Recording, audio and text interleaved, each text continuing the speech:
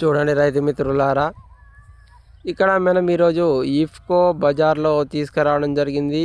IFFCO company వారి ఇక్కడ రాయబడింది కంపోజిషన్ న్యాచురల్ కే అని రాయబడి ఉంది. ఇక్కడ కే అని రాయబడి ఉంది మిత్రులారా. ఇక్కడ చూడండి మిత్రులారా, న్యాచురల్ కే అంటే ఇక్కడ పొటాషియం K2O రూపంలో ఉంటుంది. దీని యొక్క స్పెసిఫికేషన్స్ అన్నీ కూడా ఇక్కడ బ్యాక్ సైడ్ రాయబడి ఉంది. ఇది పంటకు కావాల్సినటువంటి పొటాష్ను అందిస్తుంది. ఇది ఒక ఎకరానికి మనము మినిమం 25 కిలోలు వేసుకోవాలి. ఈరోజు దీన్ని అన్బాక్సింగ్ చేద్దాం మిత్రులారా. ఇక్కడ చూడండి మిత్రులారా, అన్ని రకాల వాణిజ్య పంటలు, అన్ని రకాల కూరగాయలు, అన్ని రకాల పంటలలో వాడుకోవచ్చు. దీని యొక్క ఎంఆర్పి ఇక్కడ బ్యాగ్ పైన రాయబడి ఉంది. చూడండి మిత్రులారా, ఇక్కడ ఇది 50 కిలోల బస్తా.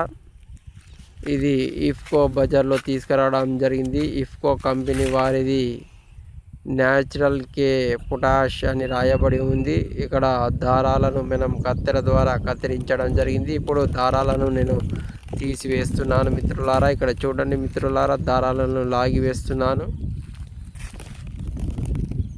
ఇక్కడ చూడండి మిత్రులారా, దారాలను తీసివేసిన తర్వాత దీన్ని ఇప్పుడు ఈ బాక్స్ను ఓపెన్ చేద్దాం మిత్రులారా.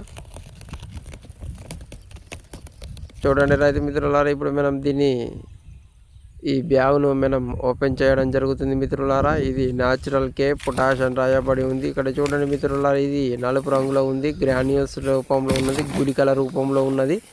పొటాష్ అంటే ఇంతకుముందు ఎరుపు రంగులో ఉన్నదని చూస్తుంటేవి, కానీ ఇప్పుడు ఇది న్యాచురల్ పొటాష్ K2O రూపంలో ఉంటుంది, నలుపు రంగులో ఉంది, గుళికల రూపంలో ఉంటుంది. పొటాష్ అనేది అన్ని రకాల పంటలకు కూడా వాడుకోవచ్చు. ఇది 50 కిలోల బస్తా. దీని యొక్క ఎంఆర్పి వచ్చేసి బ్యాగ్ పైన ఉన్నది, చూడవచ్చు.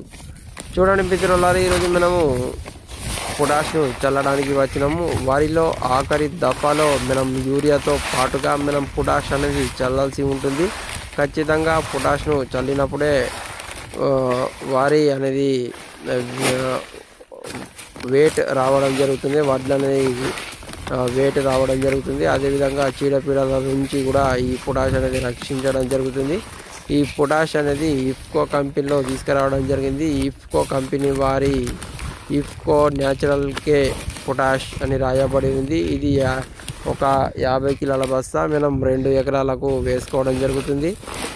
చూడండి మిత్రులారా, ఇది గుళికల రూపంలో నలుపు రంగులో గోళీల మాదిరిగా ఉన్నది మిత్రులారా. ఇప్పుడు దీన్ని పొలంలో చల్లుదాము. ఆఖరి దఫా అంటే చిరుపొట్ట దశలో దీన్ని చల్లుకోవాల్సి ఉంటుంది మిత్రులారా. ఇక్కడ చూడండి మిత్రులారా, ఇప్పుడు చిరుపొట్ట దశలో నేను ఈ గుళికల రూపంలో ఉన్నటువంటి పొటాష్ను చల్లడానికి రావడం జరిగింది మిత్రులారా. ఇప్పుడు ఈ పొటాష్ అనేది చల్లుతాం మిత్రులారా. ఒక ఎకరానికి మినిమం 25 కిలోల చొప్పున చల్లాల్సి ఉంటుంది.